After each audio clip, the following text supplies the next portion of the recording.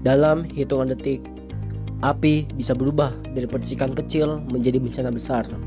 Kebakaran tidak hanya menghanguskan harta benda, tetapi juga mengancam nyawa dan lingkungan.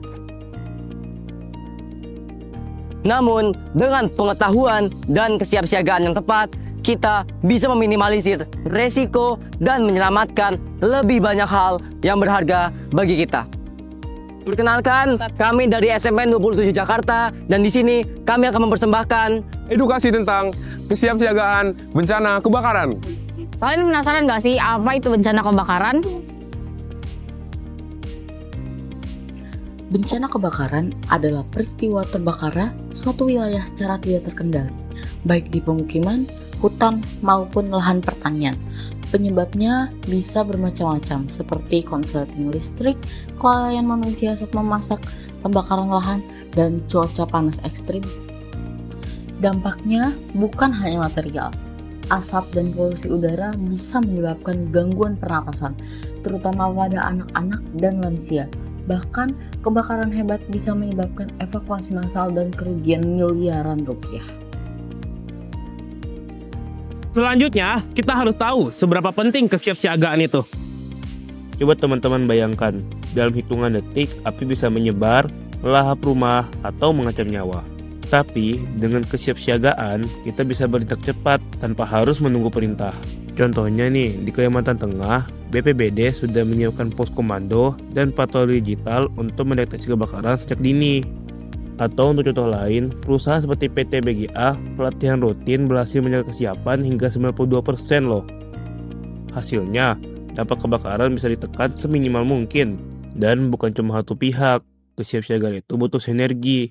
Pemerintah, komunitas, swasta, hingga aparat, semua bergerak bersama, seperti yang dilakukan BPBD Pekanbaru dalam menjaga kebakaran lahan. kita harus tahu, kita harus mengetahui langkah-langkah kesiapsiagaan serta pencegahan terjadinya bencana kebakaran. Langkah-langkah kesiapsiagaan bencana kebakaran. Yang pertama adalah kenali potensi bahaya.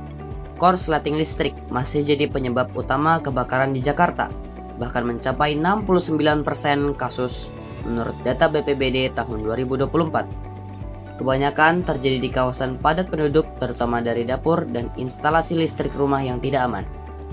Yang kedua, siapkan alat pemadam api ringan ataupun APAR. Lewat program Gempar, gerakan memiliki alat pemadam api ringan, BPBD DKI mendorong agar warga punya APAR di rumah. Sosialisasi dan pelatihan penggunaan APAR terus digelar, baik di lingkungan sekolah, perkantoran, maupun permukiman warga. Yang ketiga adalah rencana evakuasi dan simulasi. BPBD juga membentuk tim relawan kebencanaan di setiap kelurahan. Mereka dilatih secara berkala untuk tanggap darurat, melakukan evakuasi cepat, dan mengedukasi masyarakat di sekitarnya. Upaya yang harus kita lakukan saat bencana kebakaran terjadi adalah sebagai berikut. Upaya yang harus dilakukan saat terjadi kebakaran. Yang pertama, segera hubungi nomor 112. Layanan darurat Jakarta Siaga 112, gratis dan aktif selama 24 jam. Laporan cepat dapat membantu mempercepat respons BPBD dan Damkar. Yang kedua, lakukan evakuasi dengan aman. Tinggalkan lokasi dengan tenang. Gunakan jalur aman, dan bantu orang lain jika memungkinkan tanpa membahayakan diri. Yang ketiga, gunakan kain basah untuk melindungi pernapasan. Jika asap mulai memenuhi ruangan, tutup hidung dan mulut dengan kain basah agar terhindar dari sesak napas atau keracunan asap. 4. Jangan gunakan lift. Saat terjadi kebakaran di gedung bertingkat, selalu gunakan tangga darurat. Lift dapat mati listrik atau terjebak di lantai yang terbakar. 5. Tutup pintu ruangan yang terbakar jika memungkinkan dan aman. Tutup pintu ruangan yang terbakar untuk memperlambat penyebaran api ke ruangan lain. Yang keenam, identifikasi titik kumpul aman. Segera menuju titik kumpul aman yang telah ditentukan oleh petugas. Ini dapat memudahkan petugas melakukan pendataan korban dan memastikan tidak ada yang tertinggal. Nah, selanjutnya adalah usaha yang dapat kita lakukan pasca kebakaran. Pasca kebakaran yang bisa kita lakukan adalah 1. pendataan, dan penilaian kerusakan.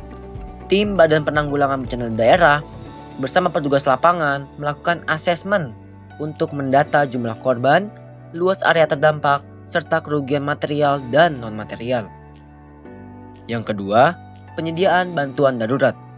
BPBD dan Dinas Sosial mendistribusikan bantuan logistik seperti makanan siap saji, air bersih, pakaian, obat-obatan, serta kebutuhan bayi dan lansia di pos pengungsian atau posko. Yang ketiga, layanan kesehatan dan psikososial.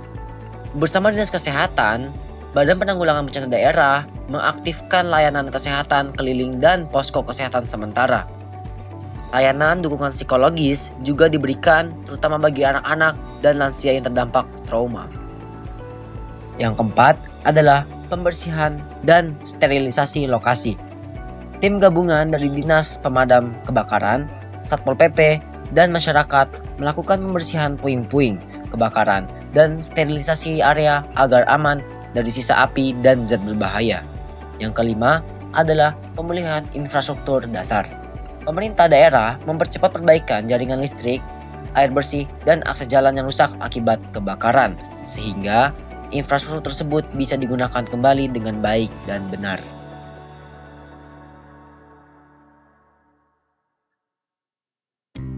Ayo, lindungi keluarga kita, lindungi lingkungan kita, dan siapkan diri kita mulai dari sekarang. Mari kita menjadi masyarakat yang tanggap bencana. Karena waktu 1 detik bisa mengubah segalanya.